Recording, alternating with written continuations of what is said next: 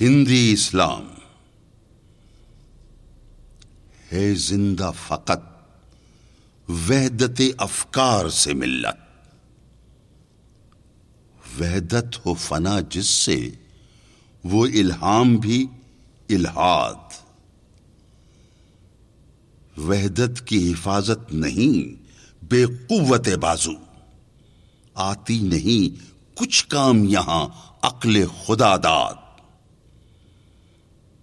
اے مرد خدا تجھ کو وہ قوت نہیں حاصل، جا بیٹھ کسی غار میں اللہ کو کر یاد۔ مسکینیوں محکومیوں نومیدی جاوید، جس کا یہ تصوف ہو وہ اسلام کر ایجاد۔ ملا کو جو ہے ہند میں سجدے کی اجازت، ملا کو جو ہے ہند میں سجدے کی اجازت، ناداں یہ سمجھتا ہے کہ اسلام ہے آزاد۔